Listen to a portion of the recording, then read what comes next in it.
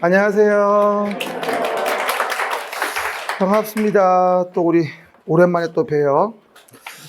한 주 동안 또 잘 지내셨는지 모르겠어요. 공부를 하셨는지 그냥 노셨는지 모르겠는데 이제 5월 달이 개강이에요. 그래서 여러분들이 이제는 공부에 본 게임에 들어왔다 뭐 이렇게 이해할 수 있거든요.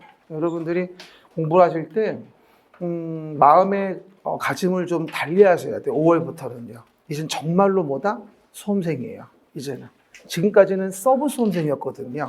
날라리 수험생. 그렇죠. 이제는 뭐다? 진짜 수험생이에요. 이제 5월 달부터는 좀 마음을 좀 다르게 먹어야 되고요.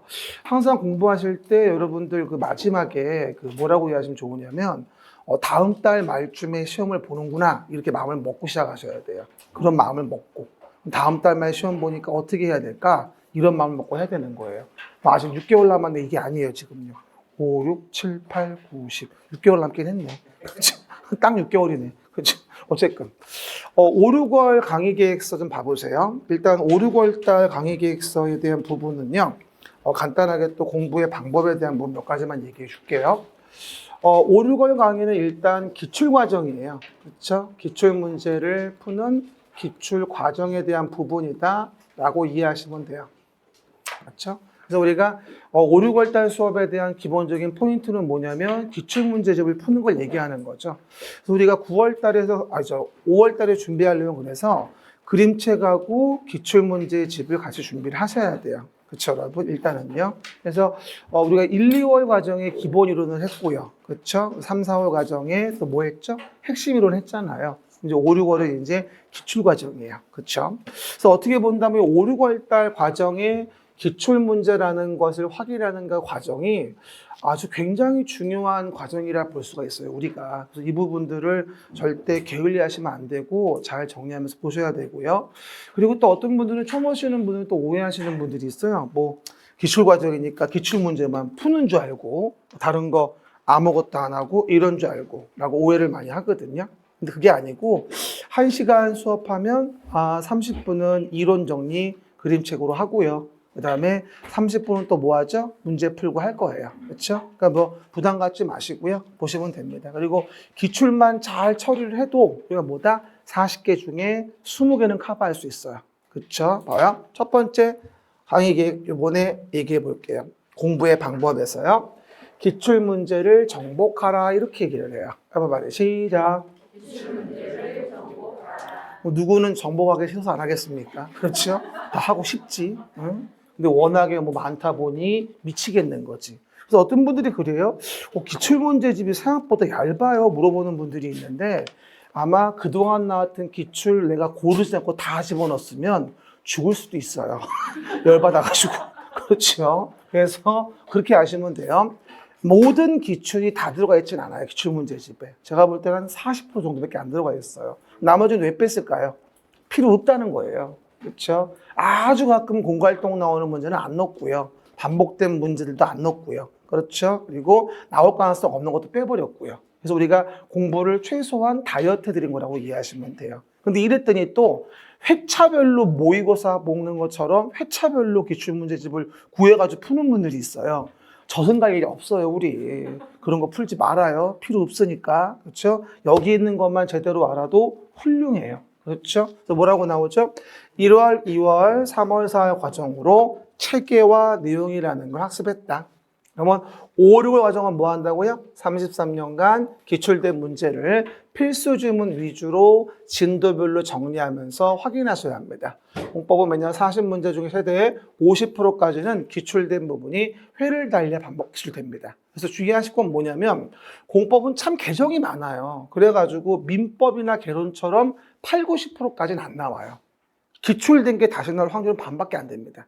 반도 안 될 때도 많아요, 솔직히. 그렇죠? 그러다 보니 공법은 시험 보는 날까지도 장담을 못하는 과목이에요. 그래서 뭐가 나올지 알 수가 없으니까. 하지만 어떻게 나오든 간에 제가 절반은 배운 거 내에서 맞출 수 있도록 알려드려요. 어쨌든 간에. 그 말은 무슨 말이에요? 말하는 것만 똑바로 알면 20개는 충분히 맞출 수 있다는 얘기예요. 알겠습니까? 없는 거 골라 찍으면 당연히 60점대 이상 나오는 거고요. 그렇죠? 기본적인 상식인 거니까 염려하지 마시고. 그리고 이게 있어요. 기출문제 과정에 대한 부분에 대한 걸 여러분이 설명을 드리면 대부분 모든 강사분들이 기출문제를 풀어오세요. 이렇게 많이 얘기를 해요. 풀어오세요. 그렇죠? 다 들었죠? 이 얘기. 못 들었어요? 풀어오세요. 가장 좋은 방법이긴 합니다. 강의 계획서대로 진도별로 풀어오시면 참 좋아요. 근데 문제는 풀어오는 거는 첫째 주 정도 하고 그 다음 주부터 못 풀어와요. 대부분들이. 왜? 바쁘니까. 그럼 어떤 줄 아십니까? 나 오늘 문제 안 풀어왔어. 그러니까 자습실에 앉아가지고 혼자 문제 풀고 연습해야 되겠다. 수업은 영상으로 봐야지. 이런 분들이 되게 많거든요. 이거 절대 안 되는 방법이에요. 만약에 못 풀었다면 그냥 들으세요. 그렇죠. 따라해 보세요. 기출문제는 익히는 거다. 맞추려는 게 아니다. 이거 명심하셔야 돼요. 기출문제는 익히려고 보는 거지 맞추려고 보는 문제가 아니에요. 그렇죠? 그러니까 기출은 똑같이 나올까 같은 문제가 나올까를 염려해가지고 연습하려고 보는 거거든 사실은요. 기출문제는 솔직히 말하면 저는 개인적으로 그래요. 효율성으로 본다면 안 풀어도 돼. 들으면 돼 그냥 와서. 그렇죠? 다만 봐요. 제가 오늘 수업 진행할 때 기출문제집도 앞에 해설편이 있고 뒤에 문제편이 있잖아요. 저는 그렇게 생각합니다. 수업할 때는 앞에 해설편 있는 걸로 할 거예요. 해설편 있는 걸로 수업할 때 할 거고, 그리고 끝나고 나서 진도 나은 것만큼 뒷부분에 문제만 있는 걸로 혼자 풀어보세요. 이게 훨씬 맞는 것 같아요. 그렇죠? 이 기출은 익히려고 보는 거지 맞추려고 보는 게 아니란 말이에요. 그러다 보니까 수업할 때는 편하게 해설 보고 뭐 하죠? 적지 말아요. 다 써져 있으니까 해설에. 그렇죠. 근데 문제만 나오면 쓰게 돼 자꾸 쓸데없이. 시간 낭비야. 그렇죠? 그래서 공부하고 오후에 복습할 때보다 그냥 문제만 돼 있는 걸로 풀어보는 거야. 내 말 이해하셨죠? 꼭 그날 해야 됩니다. 그날 안 하면 밀리면 한 번에 몰아서 할 수가 없어요. 알겠죠? 빨리 합시다. 매일매일 약속 지키자. 꼭 제발 좀요. 맞죠? 하루 밀리면 이틀 밀리고 이틀 밀리면 한 달이 밀려요. 이게 한 달 밀리면 1년이 밀리는 거고요. 안 돼요. 그러니까 오늘 할 거 오늘 꼭 적당히 정확하게 하셔야 됩니다. 그래서 기출문제 과정 잘 활용하시고 이거 잘 통과되잖아요. 그럼 여러분 점수가 농담 아니라 놀라운 점수가 나와요. 원래 점수의 2배가 나오는 거죠. 원래 점수가 20점. 40점 나오는 거죠. 그 정도 훌륭하지 뭘. 40점보다 80점 불가능해요. 하지만 20에서 40은 가능하거든요. 그렇죠? 가능할 거예요. 그래서 이제 전화위복의 기회 삼아가지고 내용 진행하면 될 것 같아요. 첫 번째, 기출 문제 정복하라는 거고요. 두 번째 내용은 매번 얘기하는 거예요. 그동안 진행해왔던 여기는 데일리 스터디라고 하는데요. 이 데일리 스터디에 대한 부분 제가 항상 설명드릴 때 뭐라 불러죠? 이거를 익힘장이라 불러죠. 뭐라 불러요? 익힘장. 우리 그래가지고 1, 2월 달, 3, 4월 달, 그쵸? 1, 2월 달, 11, 12월 달, 그때 들었던 보다 익힘장 데일리 스터디가 있을 거예요. 이거를 뭐로? 전범위로. 익힘장을. 그쵸? 처음 오신 분들은 11, 12월 달 거, 그리고 좀 익숙하신 분들은 1, 2월 달 거로 8장 있잖아요. 반복해서 전범위로 봐줘야 돼요. 그래서 오늘 스케줄이 이래요. 아침 수업 듣고, 그죠? 점심 먹고, 그 다음에 기출문제 뒷부분에 진도 나간 만큼 풀어보고 그 다음에 데일리 스터디 익힘장 8장 전체 확인하고 한 2시간 정도. 그러면 오늘 일은 끝난 거야. 그렇죠? 그리고 빈칸 노트는 제가 저번에 3, 4월 달로 끝내려고 했었는데 한 번에 끝내기는 좀 아쉬운 것 같아요. 그래서 이번에 수업 끝나고 뭐 하죠? 여러분 일정 짝수 페이지는 여러분 숙제하시고 홀수 페이지만 본다든가 해가지고서 마지막에 또 한 번 더 빈칸 노트를 한번 정리도 하실 거예요. 처음 오신 분들은 빈칸 노트 없으면 사오셔야 되고요. 마지막 끝날 때 또 뭐 하죠? 정리해 볼 겁니다. 그러니까 여러 번 하는 거야 사실은. 2번, 3번 복습하는 거죠. 그래서 우리가 효율적인 적중학습을 준비하셔야 됩니다. 그동안의 데일리 스터디를 뭘로? 전범위로 무한 반복하셔서 익힘장, 필수 지문을 기억하고 빈칸 노트를 활용해가지고 뭐 하죠? 키워드 연습을 해야 됩니다. 여러분 얘기합니다. 공법은 양이 많아요? 겁나게 많아요? 그런 건 잘도 알아 하여튼 간에. 뭐라고요? 겁나게 많아요. 그럼 겁나게 많아서 감당하기가 어려워요. 그러다 보니 이걸 문장 형태로 기억하는 건 상당히 어렵습니다. 자꾸 어떤 분 이런 말씀 많이 하세요. 아니 이게 문장을 모르겠고 단어만 보니까 잘 모르겠어 이런 분이 많은데 연습을 하셔야 돼요. 문장을 외울 수가 없으니까 키워드를 찾아내가지고 문장을 만들어내야 되거든요. 공부는 그렇게 해야 돼요. 안 그러면 그 많은 양을 볼 수가 없어요. 중개사법 총 해서 130조도 안 되는 법령 조문인데 공법은 3,000조에 가까워요. 이걸 어떻게 다 외우냐고. 단어만 봐도 머리가 아파요. 농담이 아니라. 그러니까 방법이 달라요, 과목마다. 그 점 명심하시면 되고요. 그래서 이번도 데일리 스터디 줬던 거, 이미 줬던 거 익힘장 꼭 확인하시고 그 다음에 키워드를 빈칸 노트 한 번 더 확인하셔가지고 5, 6월 달도 마지막 끝난 다음에 키워드 잡기 준비할 겁니다. 그래서 빈출 부분의 정확한 이해와 암기만이 합격의 비법이니까 많은 범위 공부하는 것은 뭐의 원인이다? 뭐 말해? 불합격의 원인이다. 많은 범위를 공부하는 거. 그렇죠? 그래서 뭐 해라? 버릴 것은 과감하게 버려라. 뭐라고요? 과감하게. 너무 많이 버리는 거 아니야 할 정도로 버리셔야 돼요. 그렇죠? 근데 막 너무 중요한 건 버리면 안 돼요. 그렇죠? 버릴 때는 내 말 듣고 버려야 돼요. 자기 마음대로 버리면 안 돼요. 알겠습니까? 오해했게 돼. 그래서 버릴 건 과감하게 버리면서 우리가 기술회전을 진행하면 되고요.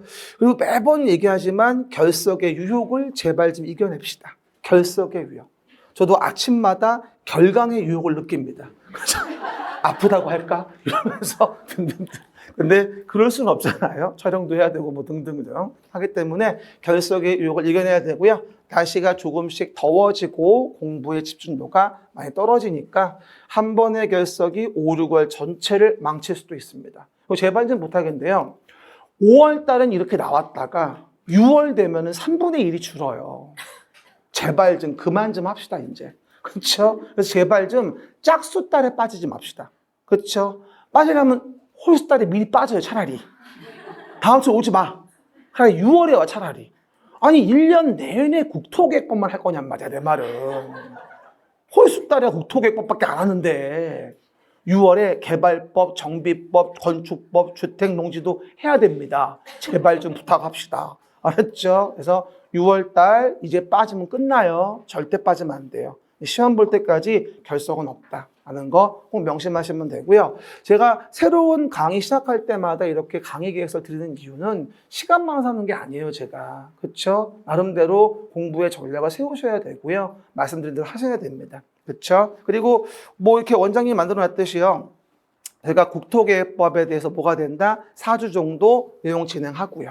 그 다음에 개발법하고 정비법하고 건축, 주택농지 해가지고 8주 완성으로 매번 진행을 하죠. 이번에 이제 기출문제로 하는 거고요. 그리고 이제 예습 동영상 나와 있는 부분이 있잖아요. 우리가 진도별로 똑같아요. 4강씩 가는 거니까. 그렇죠? 3, 4월 달 거 예습 동영상 보고 와서 보면 참 좋죠. 그렇죠? 그러니까 어떻게 본다면은 정규 수업 듣고 끝날 때 빈칸 노트 확인하고 점심 먹고 나서 와서 이제 뒤에 문제만 돼 있는 기출문제 쫙 풀어보고 데일리 스터디 8장 1, 2월 달 거 전체로 2시간 보고 그다음 밥 먹고 나서 야간에 내일 거 복습하고 예습하고 그러다 죽죠.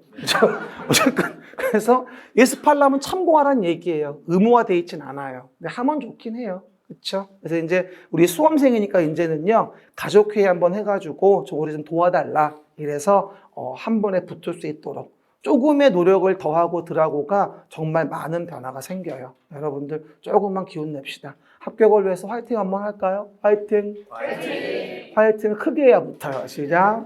화이팅! 맨날 붙고만 싶어요. 하여튼간 공부를 안 하고. 그렇죠? 근데 오늘은 굉장히 초롱초롱하네요. 생각보다. 아직은 조는 사람이 없어요. 그렇죠? 15분 됐는데 조심하셔야 되겠죠. 그래서 우리가 이런 식으로 5, 6월 진행되고요. 이제 5, 6월 진행되고 나면 조만간 7, 8월이 와요. 7, 8월 되면 또 이제 예상 문제가 들어갑니다. 그리고 6월 달은 또 우리가 6월 11일 날 그렇죠. 또 테마 특강이 있어요. 비교 테마 정리하는 거. 그래서 동영상 보시는 분들도 비교 테마는 꼭 들어야 돼요. 그리고 그 비교 테마 특강에 대한 부분이요. 6월 11일 날 진행이 되어지는데 이게 자료집이 나올 거예요. 아시겠지만 이렇게 위로 넘기는 거.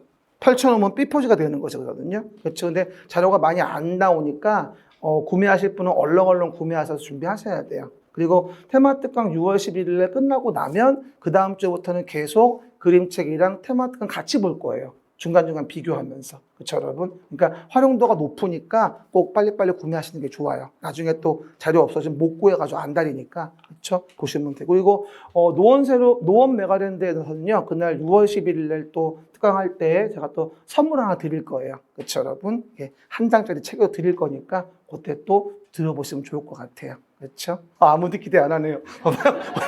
보시면 되고요. 뻘쭘해. 그럼 오늘 그림책 펴보시면요. 국토계획법부터 보도록 합니다.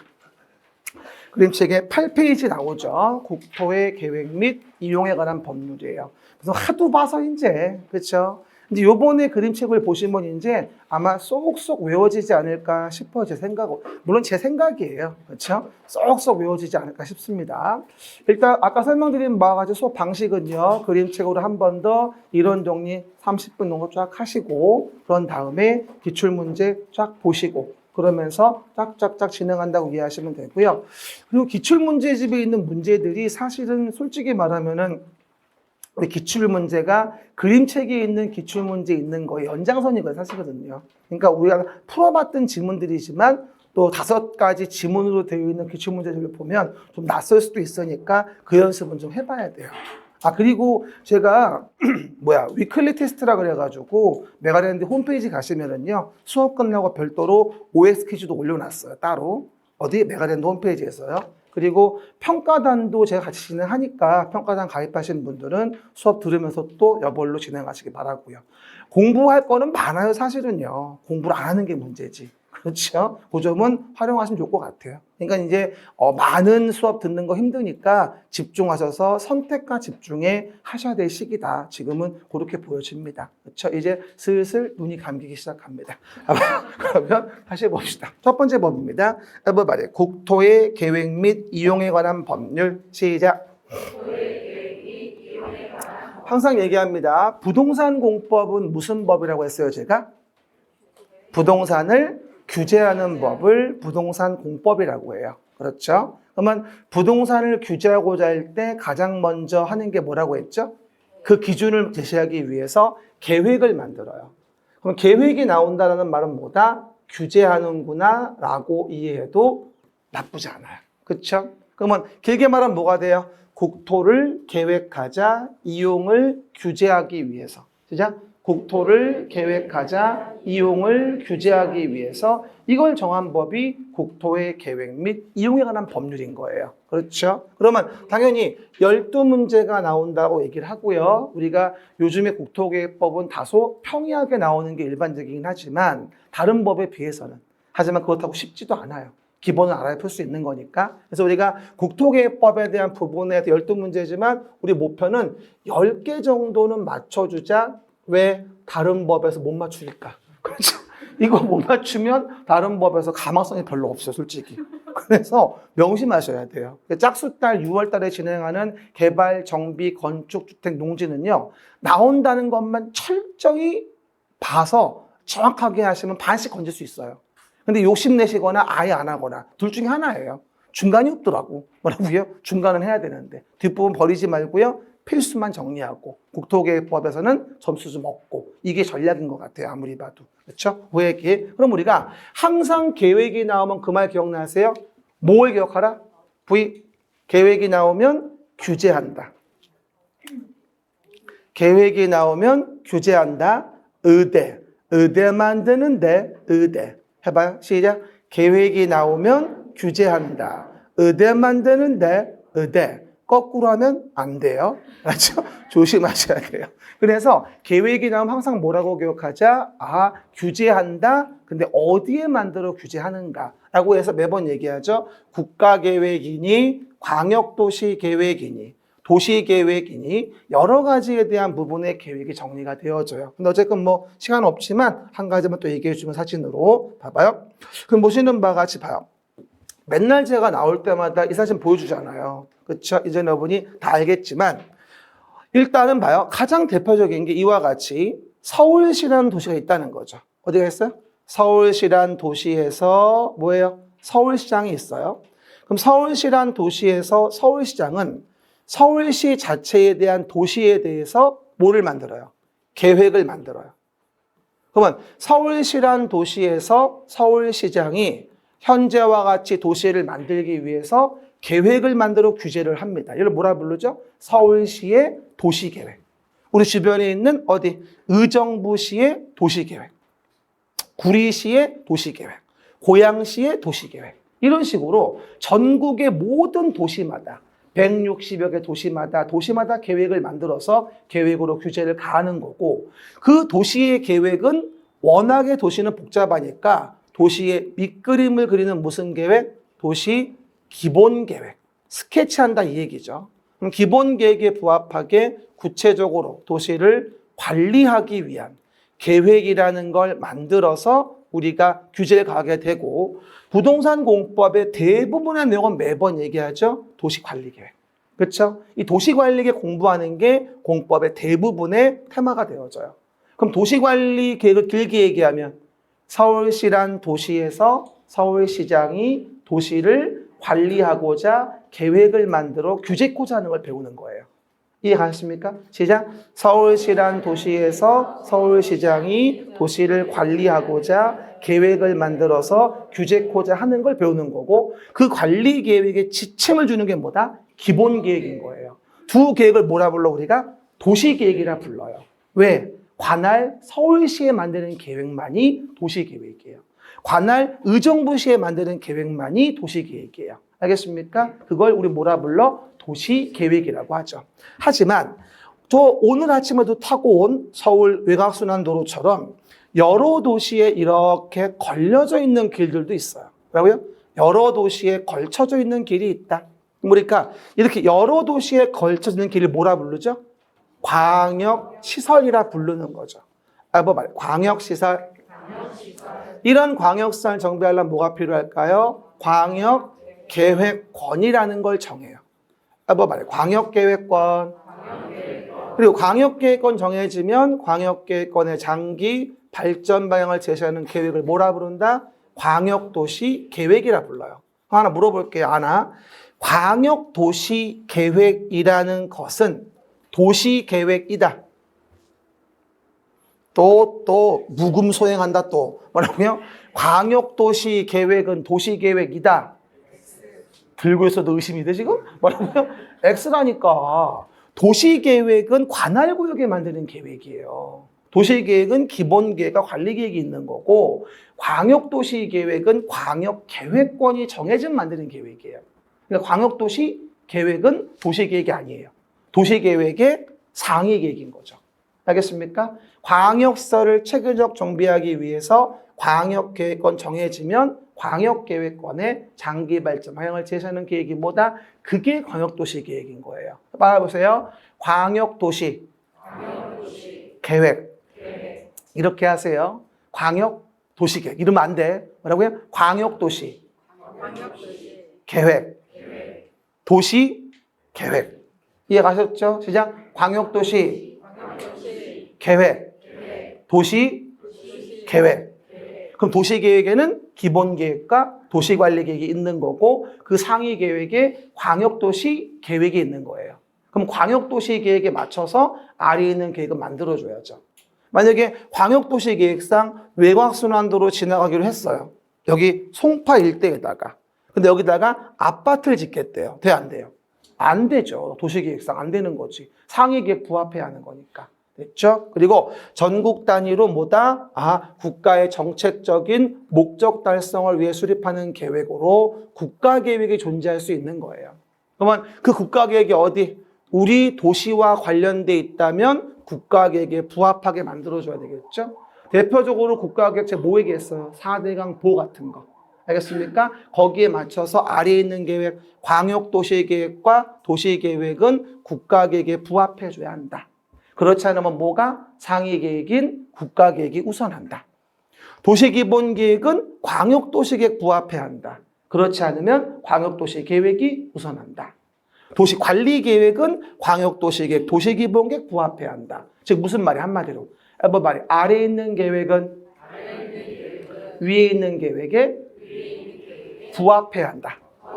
당연한 상식인 거예요. 알겠습니까? 그래서 그림책에도 8페이지 오른쪽 위에 있듯이 8페이지 오른쪽 위에 있듯이 계획의 지위만 이해하시면 돼요. 그렇죠? 또 하나 물어봅시다. 근데 만약에 서울시 안에서 여기 어디 서초동 일대가 있었다. 매번 얘기하는 거. 그래서 재개발, 재건축이 이루어진다. 그럼 여기다가 서울시 일부에 만드는 계획이 뭘 만드냐면 지구 단위 계획이라는 걸 만들게 돼요. 그럼 지구 단위 계획의 의미는 뭐다? 서울시의 일부에 만드는 도시관리 계획을 우린 뭐라 불러요? 지구 단위 계획을 부르는 거예요. 그래서 한마디로 뭐라고 하면 좋으냐면 지구 단위 계획은 서울시의 일부에 만든 도시관리 계획이구나.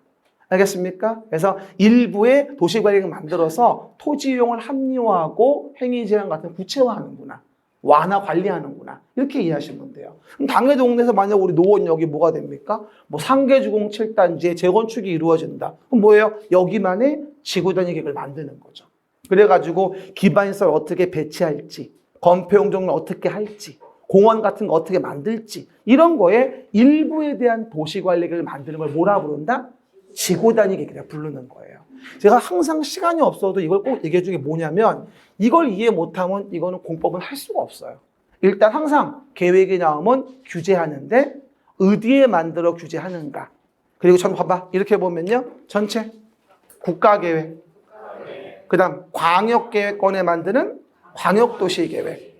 서울시에 만드는 도시계획. 도시계획은 기본계획과 관리계획, 서울시 일부에 만드는 지구단위 계획. 이런 식으로 계획을 만드는 지역적인 범위가 점점 이렇게 구체화되는구나 라고 이해하시면 좋을 것 같아요. 근데 우리가 공부하는 사실은 대부분의 핵심적인 내용은 뭐고 관리계획을 공부하는 게 가장 핵심이라 볼 수 있는 부분인 거고. 그렇죠? 항상 놓치지 않도록 개념 이해하시면 되겠죠. 봐보세요. 그래서 오른쪽 위에 이제 국가계획이 있고 광역도시계획, 도시계획이 있겠죠. 근데 이거 나올 때 한 가지만 주의합시다.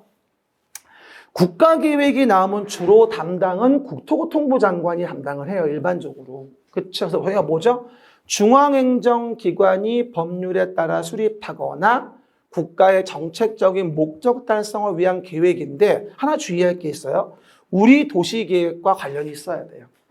그렇죠? 4대 강보 사업이 정부의 국가계획 사업인 건 알잖아요. 옛날에 MB정부 때부터. 그렇죠? 그 당시 사업이었죠. 예를 들어. 근데 서울시는 4대 강 중에 한 강이 있으니까 그 국가계획을 받들어야 하겠지만 의정부시나 구리시는 뭐다? 4대 강보 국가계획과는 아무런 관련이 없어요. 의정부시 도시계획을 만드는데 4대 강보 국가계획을 받들어라 말이 안 되잖아요.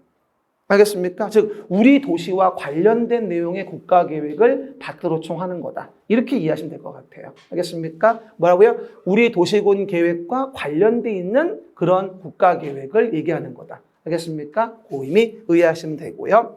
그리고 매번 얘기하는 거 도시를 관리하고자 계획을 만들 때 그 내용에 대한 부분이 나오죠. 1, 2, 3, 4, 5, 6이 나옵니다. 한번 봐봐요.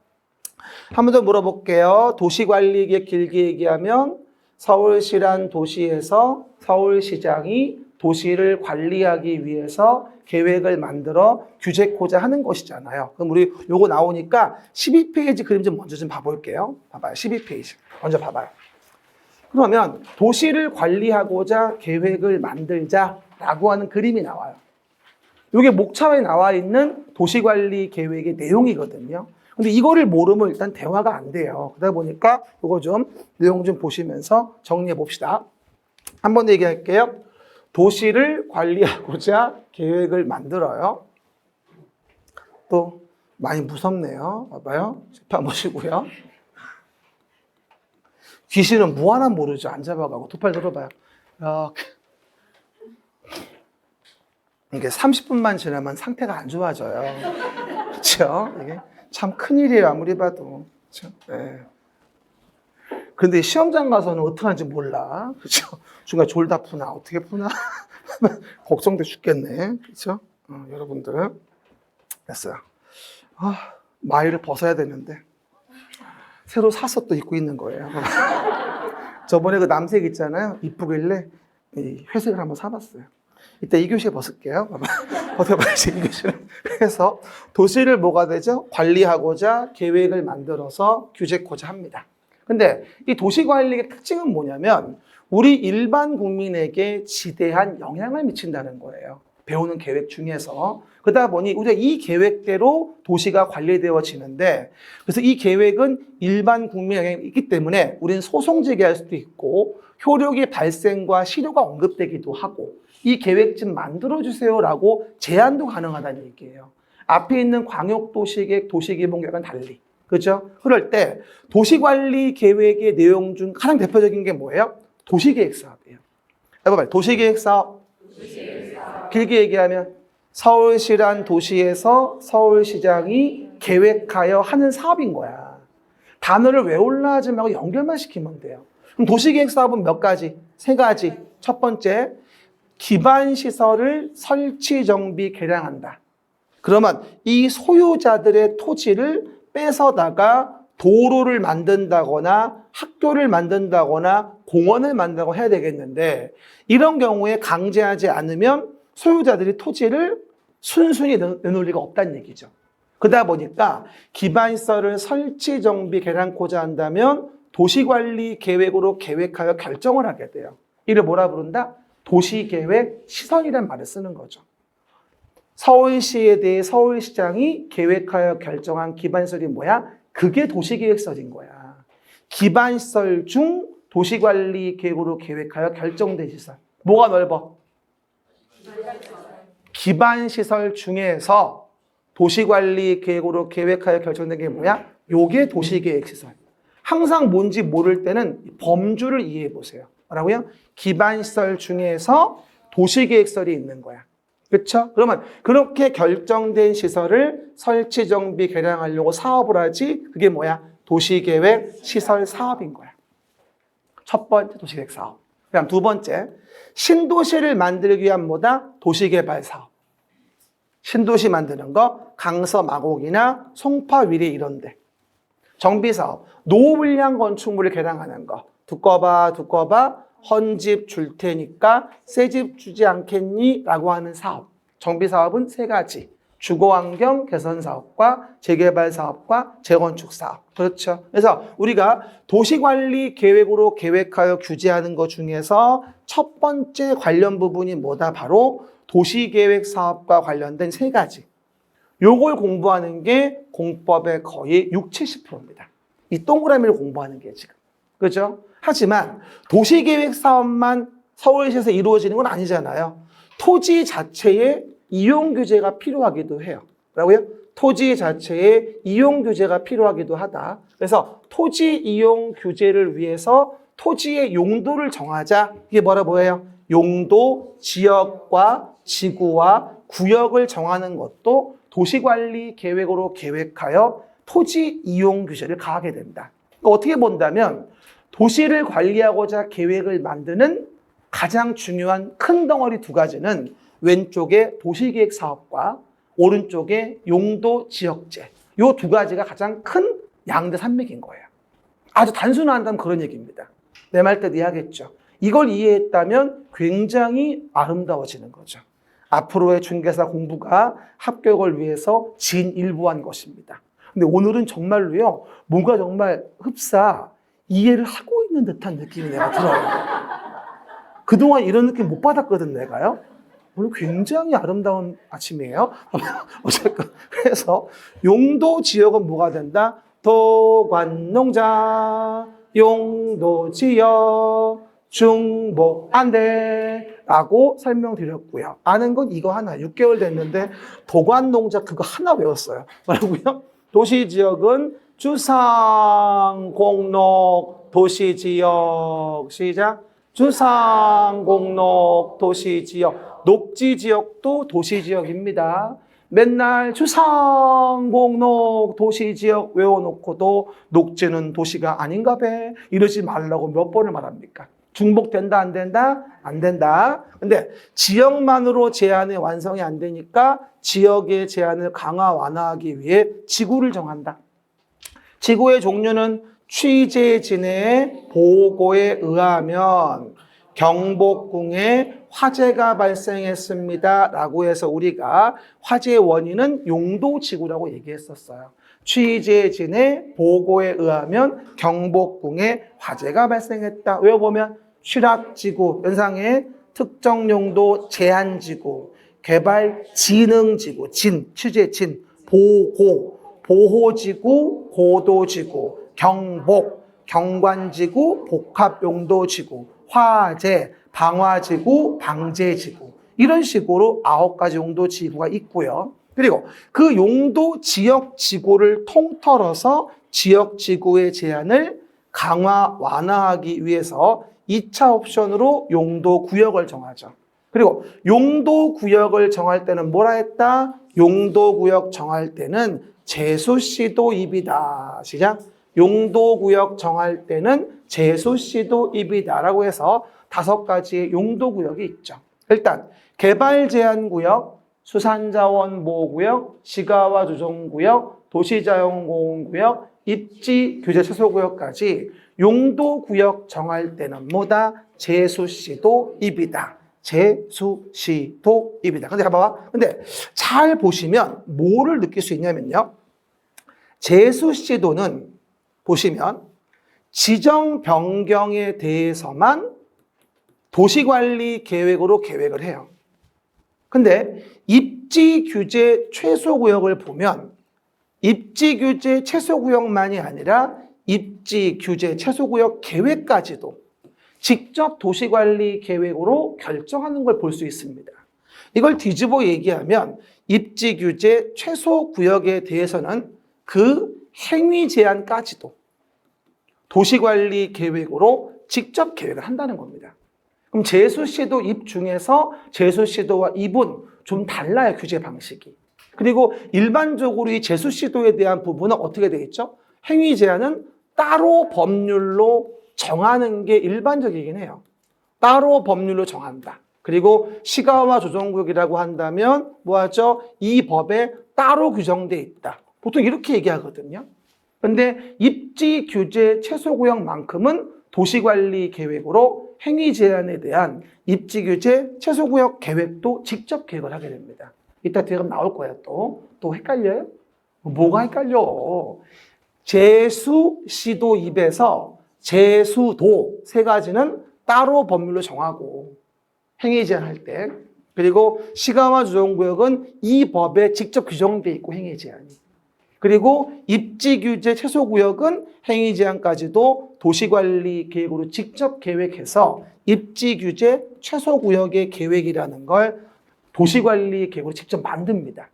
그쵸? 뒤에 가면 또 21페이지쯤 또 얘기할 거예요. 뒤에 가면 또. 알겠습니까? 그 정도. 뭐 안 적어도 뒤에 가면 나와. 21페이지. 됐죠? 그리고 나서 우리 이런 서울시의 일부에 만드는 계획을 뭐라 부르지? 그렇지. 그럼 봐봐. 여기.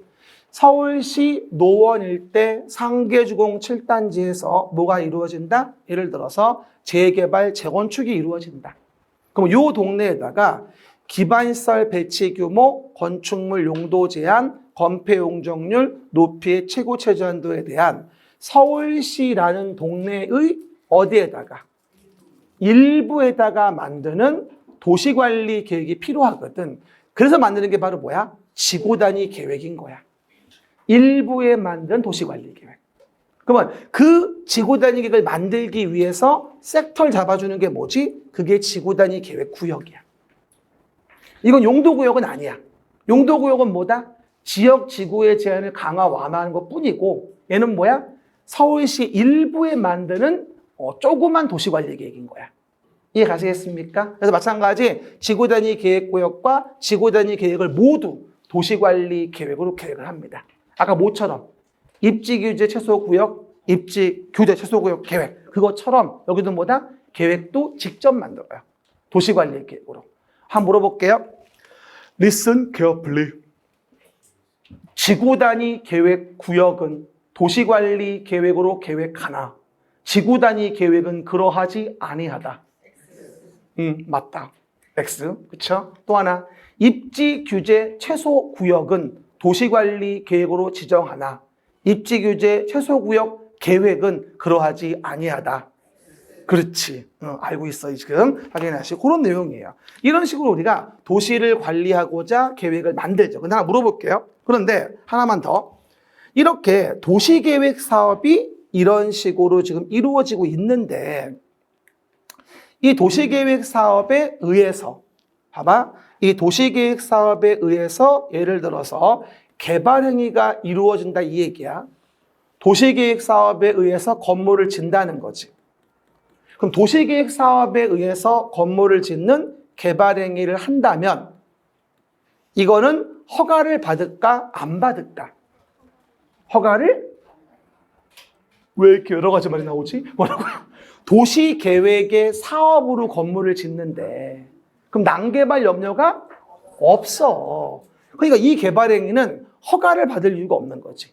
도시계획 사업으로 짓는 거니까. 하지만 만약에 봐봐. 이런 도시계획 사업에 의하지 아니하고 여기다가 건물 같은 걸 짓는다고 해봐. 도시계획 사업에 의하지 아니하고. 그러면 당연히 도로 같은 게 좁아질 테고 나무도 안 심을 테고 환경에 위해를 주겠지. 왜? 계획으로 규제해서 하는 게 아니기 때문에. 이런 경우에 A에게는 난개발 방지를 위해 뭘 받게 한다? 허가를 받게 하는 걸 이걸 우리가 개발행위 허가다 이렇게 얘기하는 거예요. 그렇죠? 도시계획 사업에 의하지 않은 행위. 시작. 도시계획 사업에 의하지 않은 행위. 그러면 개발행위 허가할 때 지구 단위 계획이 다 존재할까? 아니지. 그래서 개발행위 허가에 대한 기준으로 뭐를? 성장관리계획이라는 거를 허가 기준으로 따로 제시한다고 얘기했었고 어디에서? 녹관농자에서. 그리고 개발행위로 인한 기반시설 설치를 안 할까 봐 뭐를? 개발의 밀도를 관리하기 위한 구역과 기반시설을 부담시키기 위한 뭐하죠? 구역이라는 걸 뭐하죠? 도시관리계획에 의하지 않고 이건 도시관리계획 내용이 아니니까 뭐하죠? 정하게 된다는 얘기예요. 제가 이걸 따로 부기한 건 뭐예요? 이 동그라미 안에 없다는 거예요, 지금. 그렇죠? 이 말은 뭐다? 이게 도시관리계획의 내용은 아니라는 거죠. 그럼 물어볼게요. 성장관리 계획을 만든다. 도시관리계획으로 계획해야 한다? 아니라는 거예요. 개발밀도 관리구역, 기반시설 부담구역 정한다? 도시관리계획으로 계획한다? 아니라는 거라고. 이 안에 없다고 지금. 그러니까 12페이지 동그라미 안에 있냐 없냐가 굉장히 중요한 비중 근거이니까 이 부분에 대한 건 뭐다? 절대 놓치지 않도록 보십니다. 이거 아셨다면 이제 앞으로 가서 8페이지가 이해가 쉬워져요. 이제 봐봐요. 봅시다. 그럼 보시는 거 봐요. 도시를 관리하고자 그래서 봐봐요. 계획을 만들자고 나옵니다. 봐요.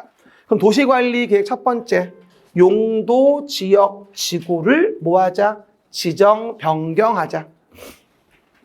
지정 변경. 또 용도구역 정할 때 제, 수, 시, 도, 입이다. 근데 2번의 제수시도는 지정 변경만 나와 있지만 6번의 입지규제, 최소구역은 지정 변경만이 아니라 입지규제, 최소구역 계획까지도 도시관리 계획으로 계획하고 있죠. 앞에 보고 왔더니 쉽지 이제. 그렇죠. 또 하나. 그 다음에 세 번째, 기반시설을 설치하고 정비 개량하려면 규제를 가해야 되니까 도시관리 계획으로 계획 결정하죠. 이게 뭐야? 도시계획시설. 이해가셨죠? 도시계획시설로 결정이 돼야만 이에 대한 규제가 가능하니까.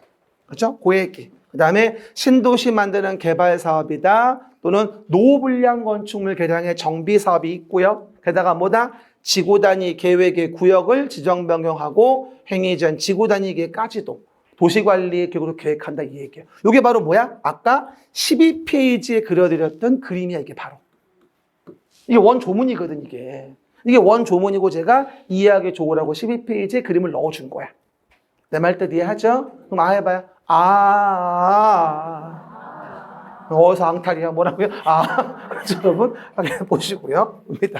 그런데 이와 같이 도시계획 사업에 의하지 않은 행위라고 한다면 시작. 도시계획 사업에 의하지 않은 행위. 한 번 더 시작. 그렇지. 도시계획 사업에 의하지 않은 행위라면 난개발 문제가 생기니까 껌껌이 허가를 받으세요. 그게 개발행위 허가. 그럴 때 따로 기준을 제시하게 하기 위해서 성장관리 계획이라는 걸 만들어준다는 얘기야. 요 동네에 어느 정도의 기반시설 설치, 배치할지, 건폐 용적을 어떻게 할지, 환경관리계획, 경관계획 어떻게 할지 이런 것들을 내용을 잡아주는 거야. 왜? 지구단위 계획은 서울시 일부에 있는 거라 서울시 전체에 있지가 않거든. 그러면 따로 난개발 우려가 높은 것은 기준이 필요했던 거지. 지구단위 계획이 없어도. 그렇죠? 그래서 특히 어디가 녹관농자처럼 미개발지일 때 더더군다나.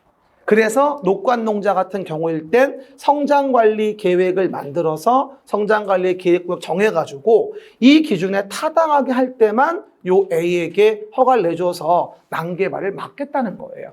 성장관리 계획은 어디 만든다고? 녹관농자. 이렇게 이해하시면 완벽해. 그렇죠? 이해하면 끝난다. 아무리 어려워도 이해하면 풀 수 있어. 근데 그냥 외우잖아. 아무리 써도 틀려.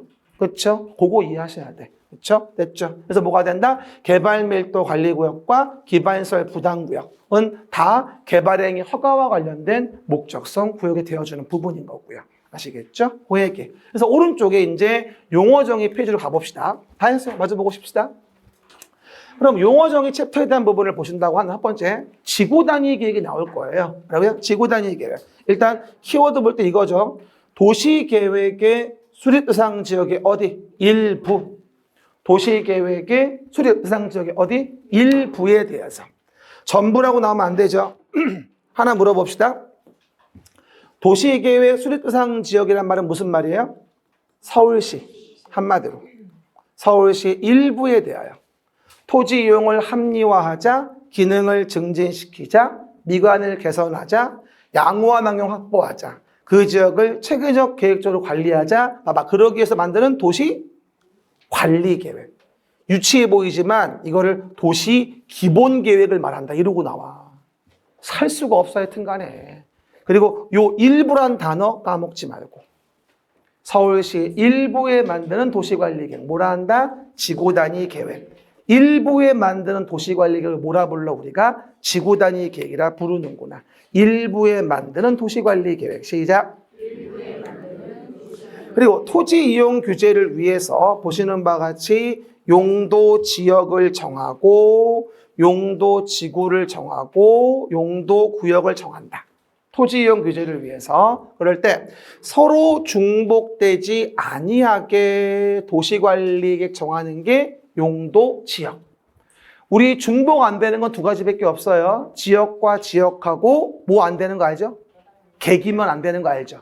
개발밀도관리구역과 기반시설 부담구역 겹치면 안 되니까 개기면 안 되는 거. 기억나요? 개기면 안 돼요. 뭐라고요? 시작.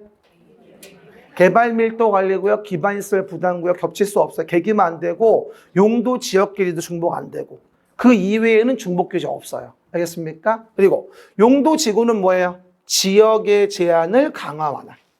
지구는 뭐라고요? 지역의 제한을 강화하나. 구역은 지역 지구의 제한을 강화하나. 시작. 지역 지구의 제한을 강화하나. 이런 식으로 우리가 용도 지역, 용도 지구 구역 받고. 게다가 봐봐요. 도로 등의 기반시설을 설치하자. 봐봐. 그러면 그 기반시설 설치할 때 계획하자. 그래서 결정된 걸 뭐라 부르자? 도시계획 시설. 이거 반대로 많이 물어봐요. 이따 또 기출문제 보겠지만 혼동하시면 안 돼. 한 번 더. 기반시설 중에서 도시계획설이 있는 거예요. 시작. 기반시설 중에서 도시계획설이 있는 거야. 항상 이해가 안 되면 어디 중에 뭐가 있는지 구분하시면 돼요. 알겠습니까? 그 얘기들. 그리고 그 도시계획설로 결정이 됐다면 이걸 설치하는 사업을 뭐라 불러? 우리가 도시계획 시설 사업이라 부르는 거죠. 기반시설, 도시계획시설, 도시계획시설 사업. 시작. 기반시설, 도시계획시설, 도시계획시설 사업. 단계 기억하시고요. 그럴 때 기반시설 종류 이제 이 정도는 껌이지. 그죠? 껌이 뭐냐고? 뭐라고요?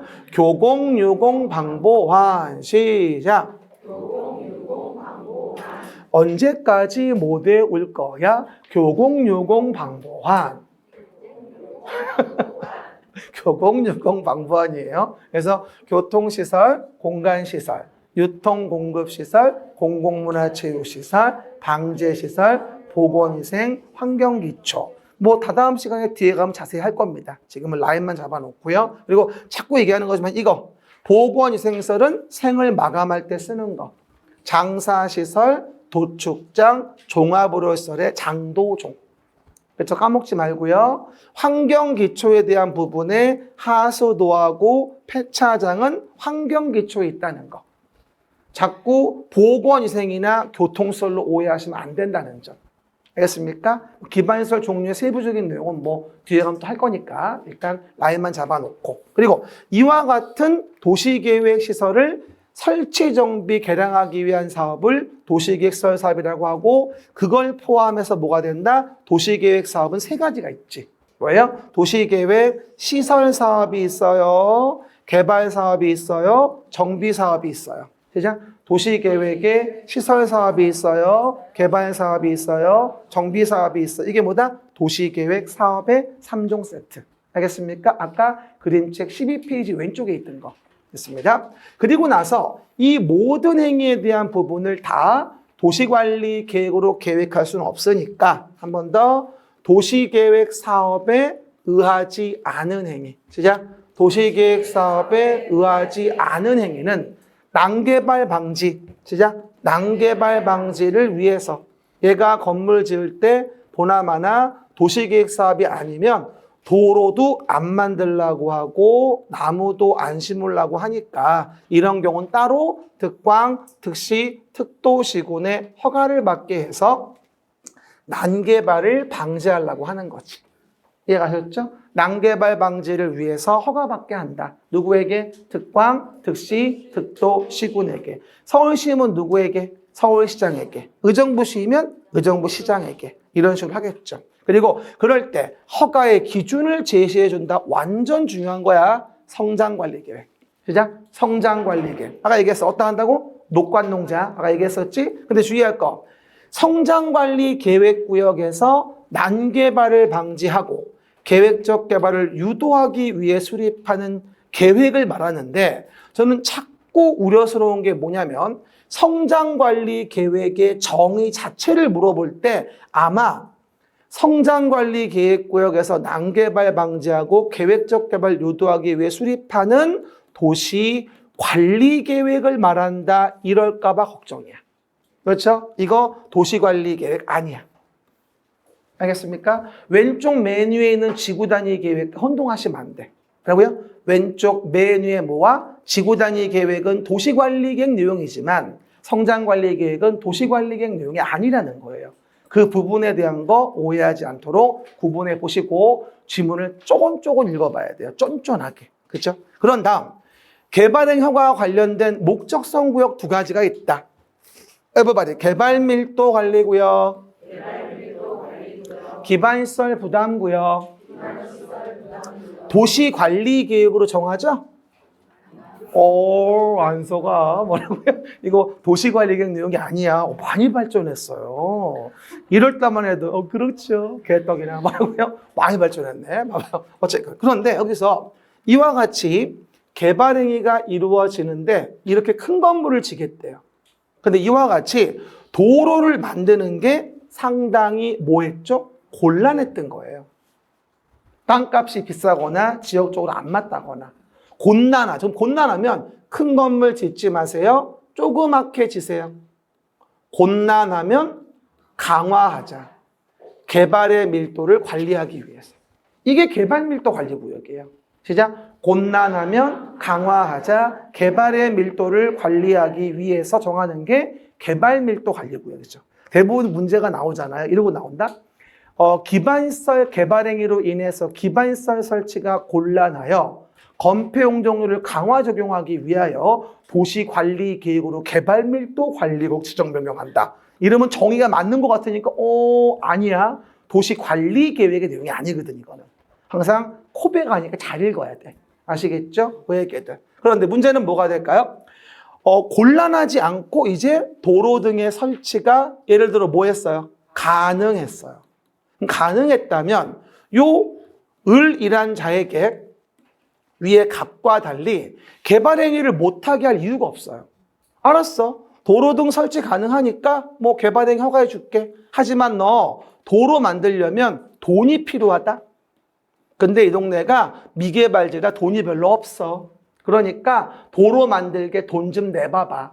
너 임마 개발행 했으면 개발행이 허용했으니까 개발행 먹었을 거 아니야? 그럼 개발행 너 혼자 먹으면 되니? 우리 공유해야지. 환수하자. 이러는 거야.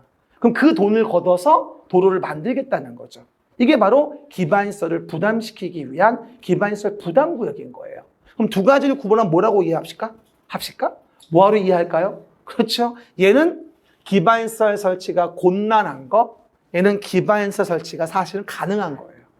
곤란하면 강화하자, 개발의 밀도를 관리하기 위해서. 가능하면 개발행위 허용해 주되 돈을 걷자. 그 돈 가지고 도로 등을 만들자는 얘기예요. 다만 주의할 건 이 갑한테 돈까지 부과하는 건 너무 가혹하죠. 용적률 반토막 났는데 돈까지 내래. 그러면 안 되겠죠? 또 헌법에 어긋나니까 개발밀도 관리구역의 외의 지역에 대해서 정하는 거죠. 그래서 얘기했죠. 뭐라고 내가 개기면 안 된다고.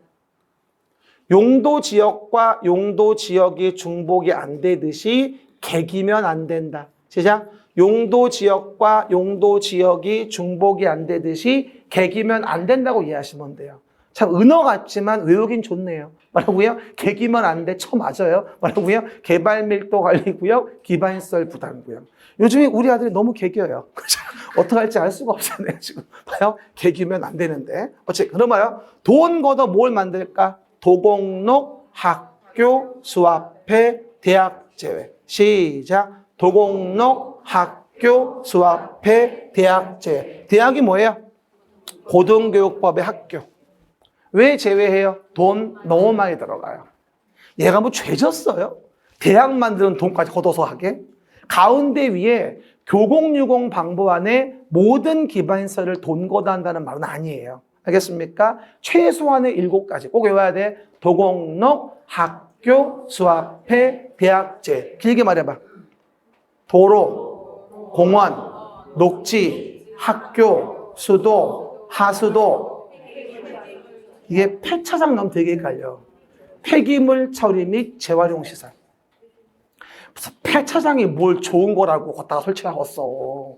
님빈데 일종의 그것도. 이해갑니까? 환경기초고. 어쨌든 폐기물 처리는 많이 필요하긴 하니까 그게 필요하다 보는 거죠. 하지만 고등교육법에 학교는 제외한다. 폐 주의하셔야 돼. 폐차장 아니야. 폐기물 처리 및 재활용 시설이고, 그리고 고등교육법에 학교만 제외하는 거고 나머지는 안 써놨지만 다 포함이야. 뭐 수도, 하수도, 연결수도, 연결하수도 포함. 뭐 진입도로 포함이나 마찬가지입니다. 그런 것들 혼동하지 마시고요. 그래서 보시는 바와 같이 내용들을 정리해 볼 수가 있겠죠. 그 정도. 그래서 용어 쫙 봤고요. 이제 쉬었다가 문제 좀 볼게요.